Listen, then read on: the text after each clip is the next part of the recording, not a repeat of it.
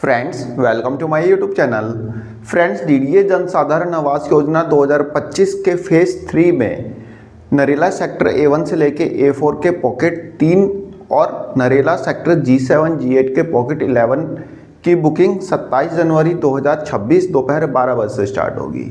Friends 27 तारीख को इन flats की बुकिंग के बाद डीडीए एक और लोकेशन यहाँ पे ऐड करने जा रहा है।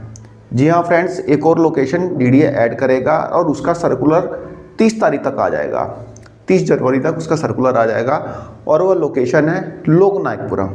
जी हाँ फ्रेंड्स, आपने सही सुना, लोकनायकपुरम लोकेशन के डीडीए ईडब्ल्यूएस फ्लैट्स को यहाँ पे ऐड करेगा और इन ईडब्ल्यूएस फ्लैट्स की संख्या होगी 84।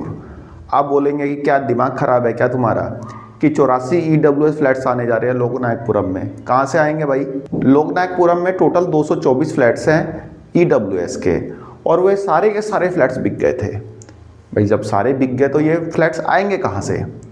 तो भाई आपका कहना सही है कि बिना सिर पैर की बात कर रहा है। फ्रेंड्स एक और बिना सिर पैर की बात आपको बता देता हूँ। फ्रेंड्स ये जो फ्लैट्स आएंगे यहाँ पे डीडीए आपको 15% का डिस्काउंट ऑफर करेगा। जी हाँ, 15% डिस्काउंट ऑफर करेगा लोकनायकपुरम के ईडब्ल्यूएस फ्लैट्स पर। आप बात कर लेते हैं कि भाई 224 फ्लैट्स टोटल हैं, जब सारे बिक गए तो आएंगे कहाँ से? फ्रेंड्स डीडीए ने इन फ्लैट्स को सबसे पहले शामिल किया था DDA Diwali special housing scheme 2023 में। उस समय डीडीए ने लोकनायकपुरम के सारे 224 फ्लैट्स उतार दिए थे। धीरे धीरे ये फ्लैट्स बिके, 224 के 24 बिक गए थे, लेकिन काफ़ी टाइम लगा था बिकने में।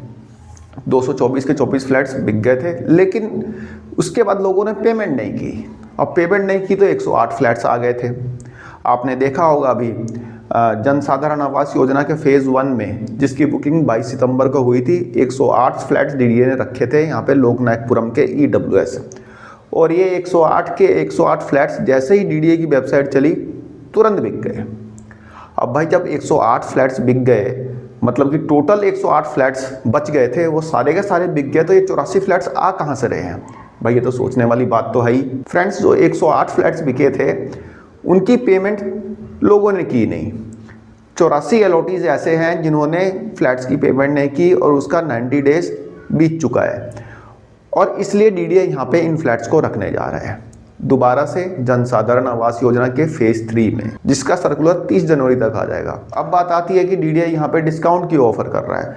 भाई जब इनके फ्लैट्स बिकी जा रहे हैं आले, तो डिस्काउंट क्यों दे रहा है डीडीए यहाँ पे? अब डिस्काउंट इसलिए दे रहा है कि फ्रेंड्स देखिए, टोटल 224 फ्लैट्स हैं यहाँ पे, इस पूरी सोसाइटी में 224 फ्लैट्स हैं ईडब्ल्यूएस के। तो भाई 224 फ्लैट्स में से 108 फ्लैट्स एक बार सरेंडर हुए, उसके बाद 84 फ्लैट्स जो थे एक बार सरेंडर हुए, यानी कि लोगों ने पेमेंट नहीं की तो सरेंडर ही मान लीजिए।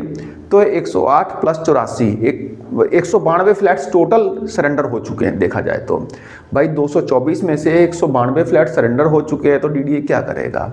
बेशक डीडीए को 50,000 रुपये यहाँ पे इनकम हो रही है, 50,000 रुपये जो भी मतलब सरेंडर कर रहा है उसका 50,000 रुपये डीडीए फॉरफिट कर ले रहा है, लेकिन डीडीए को यहाँ पे फ्लैट बेचना है। कोई फ्लैट बिकेंगे तभी तो RWA वगैरह बनेगी। भाई जब फ्लैट्स ही नहीं बिकेंगे तो उसका मेंटेनेंस कौन पे करेगा?